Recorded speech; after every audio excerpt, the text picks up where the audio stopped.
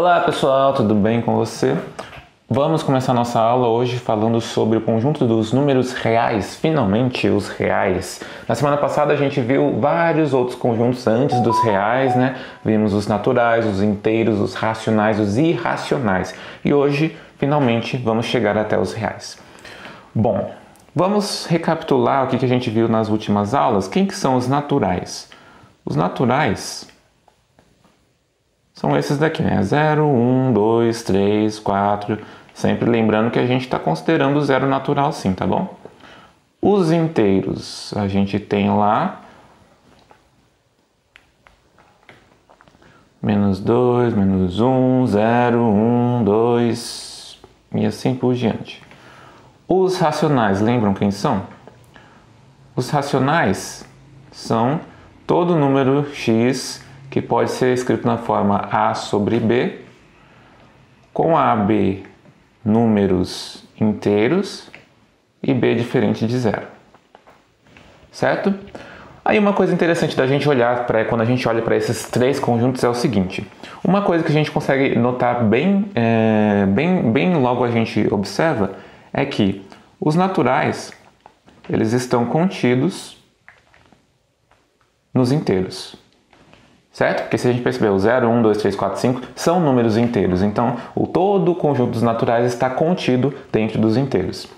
Por sua vez, os inteiros, a gente também pode observar que eles estão contidos nos racionais. Porque se eu tiver um inteiro n, pertencente aqui aos inteiros, a gente vai ter que n sobre 1 é uma fração entre inteiros, sendo que n e 1 são inteiros e 1 é diferente de zero. Então isso aqui, ó, pertence aos racionais. Então o n pertence aos racionais.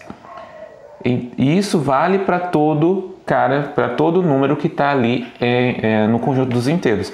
Portanto, o conjunto dos inteiros está contido nos racionais. E aí a gente ainda discutiu que todo racional ele tem aquela forma, ou ele é representado por um número decimal com uma representação finita, né? Finitos algarismos para representar esse número, ou ele é uma dízima periódica. Aí a gente caracterizou o que são os números irracionais, que são aquelas dízimas não periódicas. E disso a gente consegue também concluir uma coisa. Se eu pegar lá o conjunto dos irracionais e o dos racionais, eles são conjuntos o quê? Disjuntos. E quando a gente pensava lá naquela história daquela reta para representar os números, a gente tinha lá a reta, a gente colocava o zero aqui no meio, na origem, e a gente colocava lá o 1, o 2, aí tem os racionais aqui, o meio, 3 meios, menos 1, os negativos vêm para cá, positivos para lá, os fracionários estão aí no meio. Tem também os irracionais, por exemplo, a raiz de 2, que é 1,4 mais ou menos, ela vai estar por aqui, né? Raiz de 2. E a gente comentou que os racionais, entre dois racionais sempre tem mais outro racional de ali que você consegue encontrar, mas os racionais não preenchem a reta. Eles precisam dos irracionais para preencher essa reta também. E essa também é uma outra forma da gente enxergar os números irracionais, aqueles pontos que estão faltando para preencher toda essa reta. E essa reta vai ser a representação, na verdade, de todos os números reais. Todos esses números que nós vamos estar chamando de números reais. E é justamente aqui que a gente encontra essa noção da reta real. Que aqui, vamos ver. Acho que eu não consigo só copiar aqui para baixo. Então a reta real vai ser justamente isso. Eu tenho uma reta, essa reta tem o ponto zero lá, os inteiros estão por lá, os racionais estão por lá, os irracionais estão por lá, aqui o π está em algum lugar aqui, né? O 3,1415, aquele monte de número. Então, a cada ponto dessa reta vai representar um número. Vamos escrever aqui. Cada ponto da reta real representa um número. E vice-versa, né? Cada número real vai estar indicando ali um ponto dessa reta. A gente pode imaginar o seguinte: cada número real é a coordenada de um determinado ponto que está aqui em cima dessa reta. E aí, o que a gente consegue então tirar de todas essas observações aqui? Eu não consigo apagar essa coisa, essa reta. Consigo. O que a gente consegue tirar? Vamos escrever aqui, faz tempo que a gente não escreve, um diagrama de Venn aqui. A gente tem lá, a gente começa lá com os naturais, tem lá o conjunto dos naturais.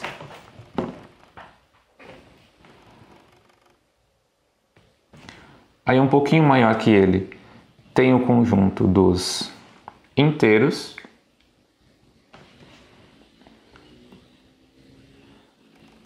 Aí um pouquinho maior que os inteiros, tem o conjunto dos... Por que eu não estou usando isso aqui, né? Tem o conjunto dos racionais. Nossa, eu vou até refazer os outros.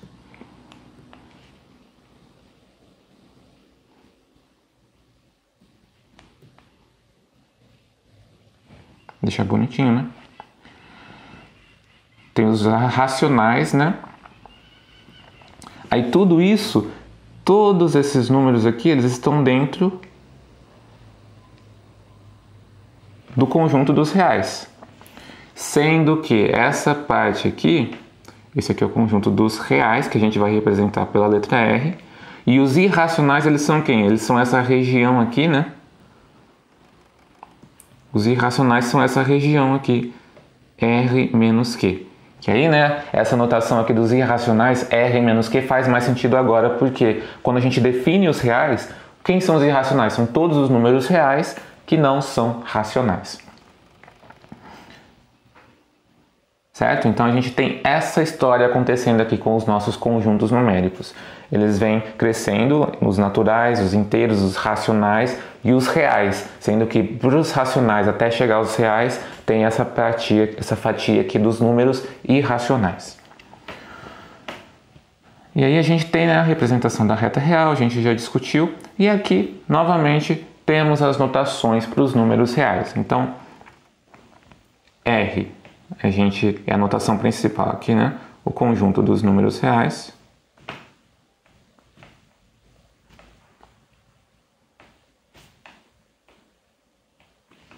A gente vai ter de novo aqui R asterisco. Quando tem um asterisco é porque o que a gente fez? Tirou o zero lá de dentro. Isso aqui é R menos o zero. O conjunto dos números reais não nulos. A gente também pode escrever o R mais, que é o conjunto dos reais não negativos, e o R menos, que é o conjunto dos reais não positivos.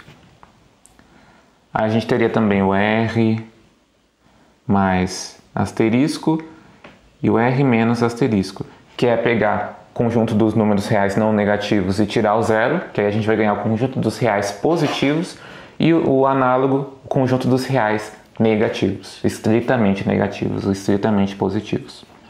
Certo? Aí, aquelas outras características que a gente viu surgindo lá com os números inteiros, depois os racionais, e os irracionais também tinham, vão se manter com os reais, justamente porque os reais, na verdade, é a junção de todo mundo, dos racionais e dos irracionais. Então, a gente vai ter aqui a nossa noção de número oposto. Então, se eu tenho lá um x pertencente aos reais, o menos x vai ser o seu oposto. O elemento oposto. Todo número real tem o seu elemento oposto. Se x é esse número, menos x é o oposto. Lembrando que o que define um elemento oposto é essa caracterização de que x mais o seu oposto vai dar zero. Então, x mais ou menos x é igual a zero. Valor absoluto a gente vai ter da mesma forma, se o x pertence aos reais, módulo de x, né, que é a nossa notação para valor absoluto, vai ser x, se x for maior ou igual que zero, e vai ser menos x, se x for menor que zero, da mesma forma que a gente viu lá nas outras aulas. E o inverso, a gente vai ter também inverso, todo elemento real, todo número real não nulo vai ter um inverso. Então, se x pertence aos reais menos o zero, então a gente vai ter 1 sobre x, é o seu elemento inverso. Lembrando, né, que a característica do inverso é o número que, quando eu multiplico pelo outro, o resultado vai dar 1. Então, todas essas propriedades que a gente viu aparecendo lá nos racionais e irracionais, elas são preservadas aqui com os reais, porque, né, justamente a junção dos racionais e dos irracionais. Se os dois já satisfaziam essas coisas aqui, os reais todos vão satisfazer também. Certo? Tranquilo? Essa então foi a nossa introdução aqui aos números reais. Na próxima aula nós vamos conversar um pouco mais sobre intervalos reais, que é quando a gente vai olhar para essa reta dos números reais, essa reta que agora está toda preenchida, todos os pontos estão contidos nesse conjunto dos reais, a gente vai olhar para essa reta e vai começar a segmentar ela, olhar para pedaços dessa reta, olhar para intervalos, que aí vão ser subconjuntos dos reais, que vão ser esses intervalos reais, tá bom? Não perca essa próxima aula, vai ser bem interessante.